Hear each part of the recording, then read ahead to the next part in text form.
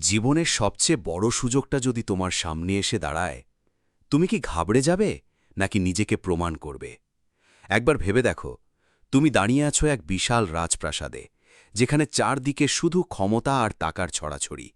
তোমার ঠিক সামনে দাঁড়িয়ে আছে সেই মানুষটা, যাকে তুমি সারা জীবন শুধু দূর থেকে দেখে এসেছ, যার সামান্য একটা ইশারা তোমার পুরো জীবনটা এক পলকে বদলে দিতে পারে। তোমার হাতে সময় আছে মাত্র 2 মিনিট। যা ইচ্ছা চাইতে পারো। বুকের ভেতরটা কাঁপছে, হাতের তালু ঘামে ভিজে যাচ্ছে, মাথার ভেতর হাজারটা চিন্তা পাগলের মতো ছুটছে। এখন বলো, ঠিক এই মুহূর্তে তুমি কি করবে? চুপচাপ পিছিয়ে যাবে নাকি নিজের ভাগ্য নিজে লিখবে? বেশিরভাগ মানুষ এই জায়গাতেই মস্ত বড় ভুল করে বসে। তারা সামনে গিয়ে হাত জোড় করে বলে, স্যার, আমি আপনার অনেক বড় ফ্যান, প্লিজ আমাকে একটা সুযোগ দিন। অথবা নিজের গুণের লম্বা তালিকা শুরু করে দেয়। যদি তুমিও এমনটা ভেবে থাকো, তবে বন্ধু, খেলা শুরু হওয়ার আগেই তুমি হেরে গেছ। তুমি নিজেকে একজন ভিখারি বানিয়ে ফেলেছ। আর এই পৃথিবীর সবচেয়ে নিষ্ঠুর সত্যিটা কি জানো? ক্ষমতাবান মানুষ ভিখারিদের মনে প্রাণে ঘৃণা করে। তারা দূর থেকেই বুঝে যায় কে সুযোগের জন্য ক্ষুধার্ত আর কে নিজের সম্মান বিসর্জন দিয়ে অন্যের পা চাটছে। আজকের এই ভিডিও কোনো সাধারণ মোটিভেশন নয়, এটা একটা সতর্ক বার্তা। এই সামাজিক জঙ্গলে টিকে থাকার একটা গোপন ম্যাপ, যেখানে হয় তুমি স্বীকার করবে, নয়তো নিজেই শিকার হবে। আজ আমরা কথা বলবো ম্যাকিয়াভেলির সেই নিয়মগুলো নিয়ে, যা 500 বছর আগে লেখা হলেও আজও অনেক বেশি সত্যি। আসল খেলা কখনোই তোমার কথার মধ্যে থাকে না। আসল খেলা লুকিয়ে থাকে তুমি অন্যের মনের সাথে কিভাবে খেলছ তার ওপর। ষোড়শ শতাব্দীর ইতালি ছিল ষড়যন্ত্র আর রক্তে ভেজা এক শহর। সেখানে ম্যাকিয়াভেলি একটা জিনিস খুব ভালো বুঝেছিলেন: এই পৃথিবী ভালো মানুষের জন্য থেমে থাকে না, এই পৃথিবী চলে শুধু ক্ষমতার জোরে। তার বিখ্যাত বই দ্য প্রিন্সে একটা কথা স্পষ্ট লেখা ছিল: যদি ভালোবাসা আর ভয়ের মধ্যে কোনো একটা বেছে নিতে হয়, তবে সবসময় ভয়কেই বেছে নাও। কারণ মানুষ তোমাকে তখনই ভালোবাসে যখন তাদের স্বার্থ থাকে, যখন তোমার থেকে কোনো ফায়দা পাওয়া যায়। কিন্তু ভয় মানুষকে বেঁধে রাখে, ভয় মানুষকে হিসাব করে চলতে বাধ্য করে। তুমি হয়তো বলবে, আমি কাউকে ভয় দেখাতে চাই না। কিন্তু আজকের দুনিয়ায় ভয়ের মানে তলোয়ার নয়। এখানে ভয় মানে তোমাকে হারানোর ভয়, তোমার গুরুত্ব হারিয়ে ফেলার ভয়। যখন তুমি কোনো ক্ষমতাবান মানুষের কাছে হাত পাতো, তখন তুমি নিজের অজান্তেই একটা বার্তা পাঠাও। তুমি বলো যে আমার কাছে কিছুই নেই আর আপনার কাছে সব আছে। সেই মুহূর্তে তুমি নিজের দাম নিজেই কমিয়ে দাও। তুমি নিজেকে একটা সুযোগ নয়, বরং একটা বোঝা বানিয়ে ফেলো। আর একটা কথা সারা জীবন মনে রেখো: ক্ষমতাবান মানুষ কখনোই বোঝা বইতে চায় না, তারা বোঝাকে ঝেড়ে ফেলে দিতেই সবচেয়ে বেশি পছন্দ করে। তাই এই নিয়মটা নিজের মগজে চিরতরে গেঁথে নাও। কখনো নিজের অভাব বা প্রয়োজন কারো সামনে তুলে ধরবে না। সব সময় নিজের যোগ্যতা আর নিজের দামটা দেখাও। আসল খেলা শুরু হয় তখনই, যখন তুমি অন্যের মনের নিয়ন্ত্রণ নিজের হাতে নাও। তুমি কি জানো কেন দুনিয়ার মানুষ তোমাকে গুরুত্ব দেয় না, অথচ তোমার সামনেই অন্য কেউ খুব সহজেই সবার মন জয় করে নিচ্ছে? একটা উদাহরণ দিই। রাহুল নামের একটা ছেলের কথা ধরো। একদিন হুট করে লিফটের ভেতর তার সাথে কোম্পানির বড় বসের দেখা হয়ে গেল। সুযোগটা কাজে লাগানোর বদলে রাহুল ঘাবড়ে গেল আর মুখ খুলতেই শুরু করল নিজের অভিযোগের ঝুলি। স্যার, আমার বেতন খুব কম। স্যার, আমি এমবিএ করেছি, আমাকে প্রমোশন দিন, সংসারে অনেক সমস্যা চলছে স্যার। বস শুধু একটু হাসলেন। লিফটের দরজা খুলতেই তিনি রাহুলের নামটাও ভুলে গেলেন। কেন এমন হলো জানো? কারণ রাহুল শুধু নিজের সমস্যার কথা শুনিয়েছে, নিজের দামটা বোঝাতে পারেনি। একটা তেতো সত্যি কথা শুনে রাখো: তোমার সমস্যা নিয়ে এই পৃথিবীর কারুর কোনো মাথা ব্যথা নেই। সবাই নিজের ঝামেলা নিয়েই ব্যস্ত।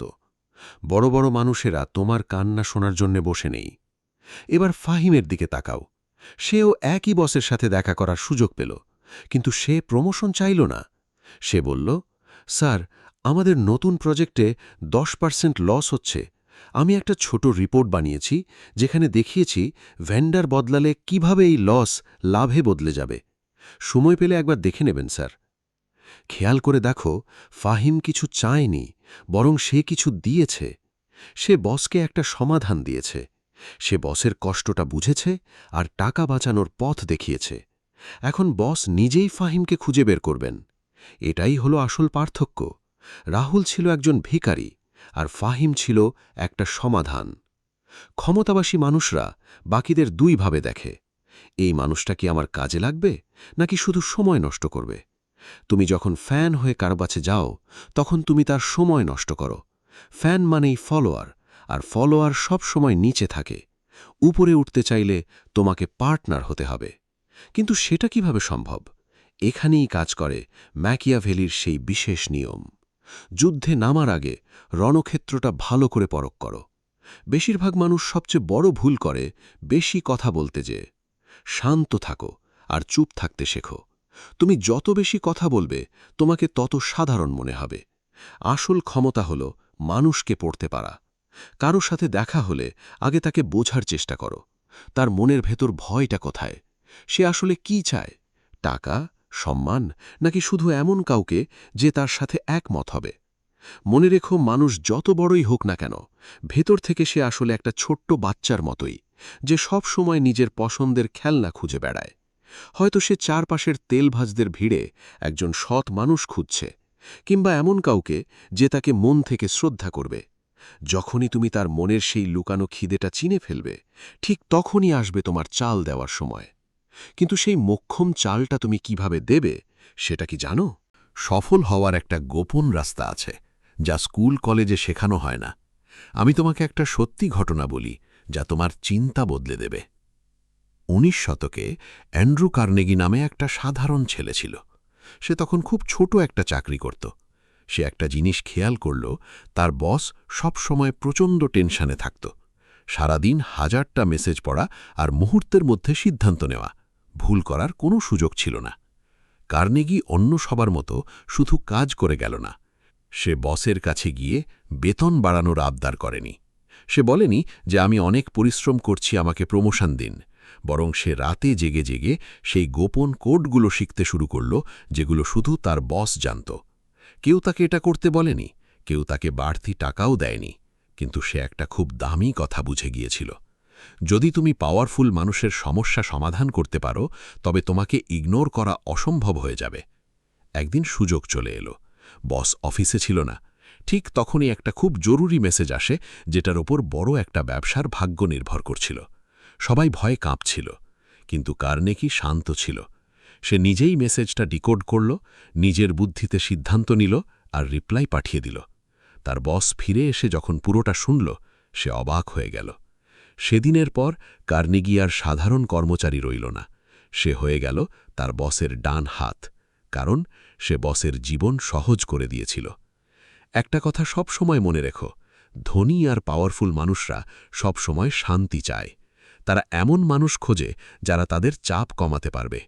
তুমি যদি তাদের সমস্যা সমাধান করতে পারো, তবে তোমাকে কল্পনার চেয়েও বেশি দেবে। কিন্তু তুমি যদি নিজেই একটা সমস্যা হয়ে দাঁড়াও, তবে তোমাকে ছুঁড়ে ফেলে দিতে তারা ১ সেকেন্ডও ভাববে না। এবার আসি সবচেয়ে ভয়ঙ্কর নিয়মে, যাকে বলে দ্য মিরর ইফেক্ট। মানুষ আসলে তাদেরই পছন্দ করে যারা ঠিক তাদের মতো। আমরা তাদেরই বিশ্বাস করি যাদের কথা আমাদের মতো, যাদের সাথে থাকলে মনে হয় নিজের মানুষের সাথে আছি। ধরো, তুমি এমন একজনের সাথে দেখা করতে গেলে যে খুব গম্ভীর, আর তুমি সেখানে গিয়ে খুব হাসাহাসি করলে, আজে বাজে জোকস শোনালে। ব্যাস, খেলা ওখানেই শেষ। তুমি রিজেক্ট হয়ে যাবে, কারণ তুমি তার জগতের সাথে নিজেকে মেলাতে পারোনি। তোমাকে পানির মতো হতে হবে। যে পাত্রে রাখা হবে সেই আকার নিতে হবে। সামনের মানুষটা যদি নীতিবান হয়, তবে তোমার কথায় আদর্শ থাকতে হবে। সে যদি চতুর হয়, তবে তোমার কথায় বুদ্ধি আর কনফিডেন্স থাকতে হবে। তবে একটা জিনিস খেয়াল রেখো, মিথ্যে বলবে না। এটা অভিনয় নয়, এটা হলো টিউনিং। ঠিক রেডিও স্টেশনের মতো, যতক্ষণ ফ্রিকোয়েন্সি মিলবে না, ততক্ষণ আওয়াজ পরিষ্কার হবে না। এখানেই বেশিরভাগ মানুষ একটা মস্ত বড় ভুল করে। তারা নকল করতে শুরু করে। তোতা পাখির মতো একই শব্দ আর একই স্টাইল কপি করে। কিন্তু পাওয়ারফুল মানুষরা এই নকল এনার্জি খুব দ্রুত ধরে ফেলে। তারা বুঝে যায় যে এই লোকটা আসল নয়। তাই তাদের শব্দ কপি করো না, তাদের ভাইব ধরার চেষ্টা করো। তাদের চোখের দিকে তাকাও। সে কি খুব তাড়াহুড়োয় আছে? তবে খুব সংক্ষেপে পয়েন্টে কথা বলো। সে কি রিল্যাক্স মুডে আছে? তোমার সাথে কথা বলতে চাইছে? তবে তাকে মন দিয়ে কথা বলতে দাও। একজন ভালো শ্রোতা হও। পাওয়ারফুল মানুষদের একটা লুকানো কষ্ট আছে, তারা ভীষণ একা। তারা খুব কম মানুষ পায় যারা সত্যিই তাদের বুঝতে পারে। আর যখন তুমি তাদের পৃথিবীটা বুঝতে শুরু করবে, যখন তারা অনুভব করবে যে এই মানুষটা আমাকে বোঝে, ঠিক সেই মুহূর্তেই তোমার জন্য সফলতার সব দরজা খুলে যাবে। সফলতার এই চূড়ায় পৌঁছনোর পর একটা ভুল করলেই সব শেষ হয়ে যেতে পারে। সবাই চায় সবার প্রিয় হতে, কিন্তু তুমি কি জানো, অতিরিক্ত ভালো হওয়া তোমার সবচেয়ে বড় দুর্বলতা। এবার চলো 4 নম্বর নিয়মটা নিয়ে কথা বলি। এমন একটা নিয়ম যা বেশিরভাগ মানুষ বুঝতেই পারে না। নিজের আনুগত্য বা লয়ালটিকে সস্তা করো না। ছোটবেলা থেকে আমাদের মগজে একটা কথা ঢুকিয়ে দেওয়া হয়েছে, সবার পাশে থাকো, সবার কথা শোনো। শুনতে হয়তো খুব ভালো লাগে, কিন্তু এই কঠিন দুনিয়া আর কর্পোরেট জগৎ একদম আলাদা। এখানে একটা তেতো সত্য আছে, যা মানুষ খুব সহজে পেয়ে যায়, তার কোনো দাম থাকে না। তুমি যদি সারাক্ষণ সবার জন্য তৈরি থাকো, সব সময় যদি জি স্যার বলো, নিজের সময় আর শক্তি সবাইকে বিলিয়ে দাও, তাহলে দেখবে একদিন তুমি একটা টিস্যু পেপার হয়ে গেছো। মানুষ তোমাকে ব্যবহার করবে আর কাজ শেষে ছুঁড়ে ফেলে দেবে।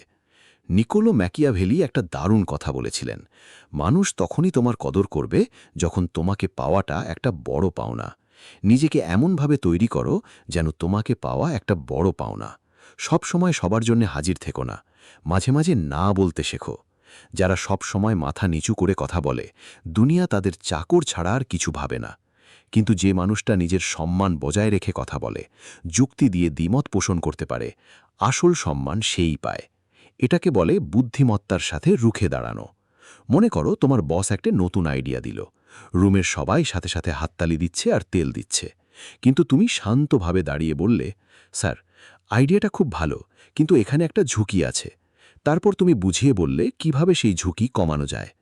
একবার ভাবো তো, তুমি তখন কি করলে? তুমি তাকে অপমান করনি, বরং তাকে সম্মান দিয়েছ, কিন্তু একই সাথে তুমি দেখিয়েছ তোমার নিজের মেরুদণ্ড আছে। তুমি বুঝিয়ে দিলে তুমি ভেড়ার পালের কেউ নও, তুমি নিজের মগজ ঘাটিয়ে চিন্তা করো। শক্তিশালী মানুষরা সবসময় পাশে এমন কাউকে চায় যে তাকে গর্তে পড়ে যাওয়া থেকে বাঁচাতে পারবে। চাটুকারদের তারা মনে মনে ঘেন্না করে। এবার আসি 5 নম্বর নিয়মে। কখনোই নিজের বসের চেয়ে বেশি উজ্জ্বল হতে যেও না।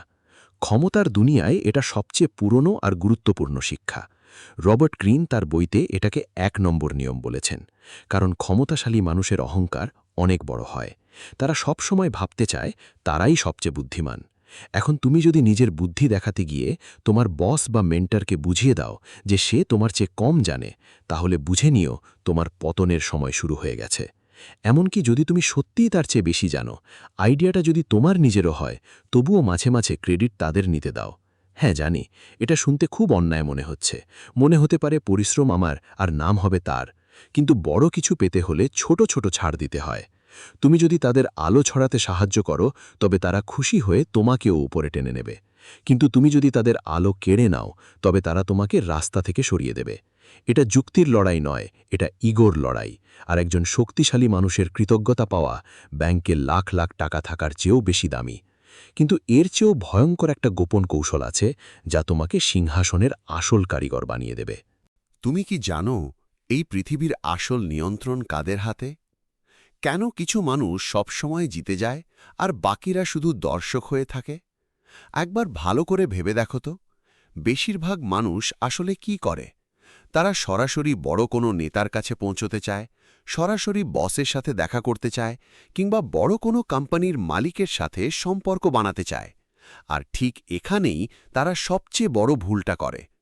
একজন বুদ্ধিমান মানুষ জানে, রাজাকে জয় করার আগে রাজদরজার প্রহরীকে আগে নিজের করে নিতে হয়। প্রতিটা ক্ষমতাশালী মানুষের চারপাশে একটা অদৃশ্য দেয়াল থাকে, তার ব্যক্তিগত সহকারী, তার ড্রাইভার, কিংবা তার দীর্ঘদিনের পুরনো কোনো বিশ্বস্ত বন্ধু। এই মানুষগুলোই আসলে ঠিক করে দেয় কার কথা বসের কানে পৌঁছবে আর কাকে গেটের বাইরে অপেক্ষা করতে হবে। এরাই বসের কানে চুপি চুপি মন্ত্র দিয়ে দেয়, যাদের বলা হয় অদৃশ্য রাজপুত্র। তুমি যদি বড় কোনো অফিসে নিজের কাজ করাতে চাও, তবে বড় সাহেবের সামনে যাওয়ার আগে তার সহকারীর সাথে ভালো সম্পর্ক করো, তাকে সম্মান দাও, তার সমস্যার কথা শোনো, তাকে এটা বুঝিয়ে দাও যে তার গুরুত্ব তোমার কাছে অনেক বেশি। কারণ তুমি যদি গেটকিপারকে নিজের দলে টানতে পারো, তবে ভেতরের দরজাটা এমনিতেই খুলে যাবে। কিন্তু সাধারণ মানুষ কি করে জানো? তারা নিচের লেভেলের কর্মীদের সাথে খুব খারাপ ব্যবহার করে আর বড় বসের সামনে গিয়ে নকল হাসি হাসে। এটাই তোমার জীবনের সবচেয়ে বড় ভুল, কারণ ওই ছোট কর্মীটাই পরে বসের কানে গিয়ে বলে দেবে, স্যার, এই লোকটা একদমই সুবিধার না, আর তাতেই তোমার সব সুযোগ সেখানেই শেষ। তাই সবসময় সামনের দরজা দিয়ে ঢোকার চেষ্টা না করে পাশে কোনো চোরাই পথ আছে কিনা সেটা দেখো। ওপরে উঠতে চাইলে শুধু রাজাকে না, রাজার পাশের মানুষগুলোকেও নিজের করে নিতে হয়। নিজেকে একটু রহস্যময় করে তোলো, খোলা বইয়ের মতো হয়ে যেও না, কারণ মানুষ খোলা বই একবার পড়ে, তারপর সেটা পুরনো কাগজের মতো ছুঁড়ে ফেলে দেয়। তোমার সব পরিকল্পনা, সব দুর্বলতা কিংবা ব্যক্তিগত সব কথা সবার কাছে বলে বেড়াবে না। তুমি যখন কম কথা বলবে, মানুষ তোমাকে নিয়ে বেশি ভাবতে শুরু করবে। তারা ভাববে এই মানুষটার মাথায় আসলে কি চলছে, আর এই কৌতূহল থেকেই ক্ষমতার জন্ম হয়। তুমি যখন কোনো আড্ডা বা মিটিংয়ে থাকবে, তখন নিজের পুরো জীবন কাহিনী খুলে বসবে না, একটু সাসপেন্স রাখো, মানুষকে আন্দাজ করতে দাও, কারণ যেসব জিনিস খুব সহজে বুঝে ফেলা যায় সেগুলো খুব দ্রুত বোরিং হয়ে যায়। কিন্তু যেটা পুরোপুরি বোঝা যায় না, মানুষের আকর্ষণ সেখানেই আটকে থাকে। নিজেকে সবসময় সবার জন্য সহজলভ্য করো না। প্রতিটা ফোন কল সাথে সাথে ধরবে না, প্রতিটা মেসেজের উত্তর কয়েক সেকেন্ডের মধ্যে দেবে না। মানুষকে একটু অপেক্ষা করতে দাও, কারণ মানুষ যেটার জন্য অপেক্ষা করে স্বাভাবিকভাবেই সেটার দাম অনেক বেড়ে যায়। এবার শেষ এবং সবচেয়ে শক্তিশালী নিয়ম, নিজেকে একজন রাজার মতো তুলে ধরো, যাতে সবাই তোমাকে রাজকীয় সম্মান দেয়। তুমি নিজেকে ঠিক যেভাবে দুনিয়ার সামনে আনবে, পৃথিবী তোমাকে ঠিক সেভাবেই গ্রহণ করবে। সব কিছু শুরু হয় তোমার আত্মবিশ্বাস থেকে। তুমি একটা ঘরে কিভাবে ঢুকছ সেটাই ঠিক করে দেয় মানুষ তোমাকে কিভাবে দেখবে। যদি তুমি কাঁধ ঝুলিয়ে নিচু স্বরে ভয় ভয় কথা বলো, তবে মানুষ তোমাকে পায়ের নিচে পিষে দিয়ে চলে যাবে। কিন্তু তুমি যদি এমনভাবে হাঁটো যেন এই জায়গাটা তোমারই, তবে পকেট খালি থাকলেও মানুষ তোমাকে গুরুত্ব দিতে বাধ্য হবে। এটা কি শুধু অভিনয় ভেবো না, এটা হলো নিজের ক্ষমতাকে অন্যের চোখে ফুটিয়ে তোলা। ভিক্টর লুস্টিগ নামের এক লোক ছিল, যে আস্ত আইফেল টাওয়ার বিক্রি করে দিয়েছিল। ভাবতে পারো, সে কিন্তু কোনো সরকারি অফিসার ছিল না, কিন্তু তার পোশাক, তার কথা বলার ধরন আর তার আত্মবিশ্বাস এতটাই শক্তিশালী ছিল যে বড় বড় ব্যবসায়ীরাও তাকে বিশ্বাস করে ফেলেছিল। আমি তোমাকে কাউকে ঠকাতে বলছি না, আমি শুধু দেখাচ্ছি আত্মবিশ্বাস কতটা ভয়ঙ্কর শক্তিশালী হতে পারে। যখন তুমি নিজের দাম নিজে দিতে শিখবে, তখন পৃথিবীও তোমাকে সেই দাম দিতে বাধ্য হবে। কিন্তু তুমি যদি নিজেকেই সস্তা ভাবো, তবে পৃথিবী তোমাকে ডিসকাউন্টেও কিনতে চাইবে না। তাহলে এই সব কথার আসল মানে কি? ক্ষমতাশালী মানুষের সাথে সম্পর্ক তৈরি করা বা তাদের মন জয় করা কোনো ভাগ্য নয়, এটা একটা বিজ্ঞান, এটা একটা আর্ট। এই পৃথিবীটা আসলে একটা বিশাল বাজার, এখানে সবাই কিছু না কিছু বিক্রি করছে। কেউ বিক্রি করছে নিজের সময়, কেউ নিজের বুদ্ধি, আর কেউ নিজের বিবেক। প্রশ্ন হলো, তুমি কি বিক্রি করছো, আর সেটা কিভাবে করছো? শিকারী হতে শেখো, শিকার নয়। ধনী মানুষ খারাপ কিংবা নিয়মকানুন সব বেকার এসব বলে কান্নাকাটি বন্ধ করো, বরং নিয়মটা আগে ভালো করে বোঝো, তারপর সেটাকেই নিজের অস্ত্র হিসাবে ব্যবহার করো। কথায় আছে, যে মানুষ সব জায়গায় ভালো হওয়ার চেষ্টা করে, শেষ পর্যন্ত সেই সব মানুষের ভিড়ে হারিয়ে যায় যারা মোটেও ভালো না। তাই একটু চালাক হও, একটু কৌশল শেখো, নিজের সাধারণ বুদ্ধি আর সাহসকে কাজে লাগাও।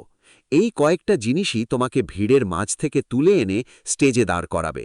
এখন সিদ্ধান্ত তোমার। তুমি কি সেই একই পুরনো ক্লান্ত জীবনটাই কাটাতে চাও, নাকি নিজের জীবনের নিয়ন্ত্রণ নিজের হাতে নিয়ে নিজের ভাগ্য নিজে লিখবে? মনে রেখো, ইতিহাস শুধু বিজয়ীদেরই মনে রাখে। কেউ বিজয়ীদের জিজ্ঞেস করে না তারা কোন পথে জিতেছিল। পরের বার যখন কোনো গুরুত্বপূর্ণ মানুষের সামনে দাঁড়াবে, তখন শুধু একজন ভক্ত হয়ে যেও না, বরং একজন খেলোয়াড় হয়ে মাঠে নামো। কিন্তু এই ক্ষমতার খেলায় কি তুমি শেষ পর্যন্ত টিকে থাকতে পারবে? বেঁচে থাকার আনন্দটা লুকিয়ে থাকে নিজের ভালো থাকার মাঝে। তাই নিজের একটু বেশি যত্ন নিও, সবসময় মন থেকে ভালো থেকো, সুস্থ থেকো সারাক্ষণ। আমাদের এই পথচলায় তুমি সাথে থেকো, আর এই কথাগুলো ভাগ করে নিও তাদের সাথে যাদের তুমি সত্যিই অনেক ভালোবাসো। আবার দেখা হবে খুব শিগগিরই।